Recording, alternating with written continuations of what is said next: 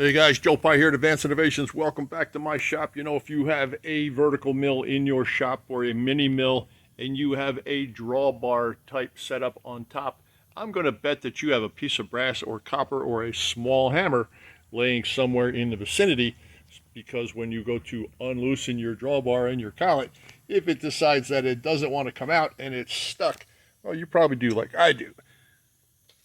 Once you've adequately turned the screw in the right direction, you beat on it with the side of the wrench. Sometimes that just doesn't do it.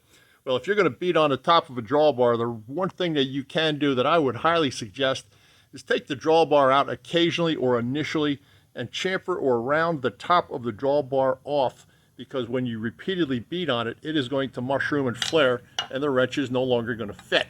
Well, I'm going to show you what I'm going to do with this wrench. And this is one of those 20-minute projects that took 20 years to get to.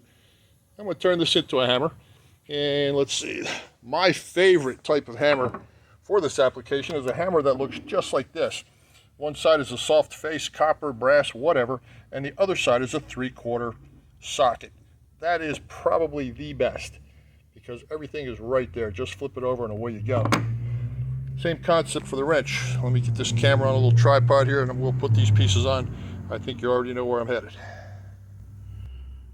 Now the wrench that you decide to use, you can either put a hex on it or you can just gauge the inside around the tangent points. And this one turned out to be 707. It's about 20 millimeters. Same thing with the brass. This is about 20 millimeter brass. Simple. Drill and tap it.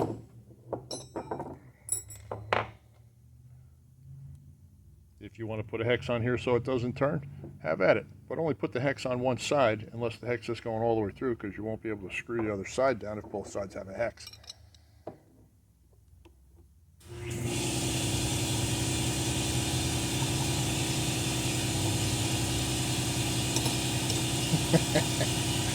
Come on, you rat! You can do it. There we go. I knew I could do it. There it is.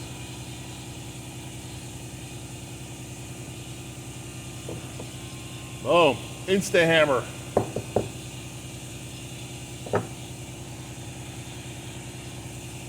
If it proves to be unbalanced or too awkward, make them the same length. I could have put a cap screw and come through here, but then I wouldn't have the option of using this as a striking surface. So that's why I chose to use that was a flathead socket screw, but I ground the flathead off and made just a threaded stud. Use a grub screw, use a set screw, whatever. Let's test it.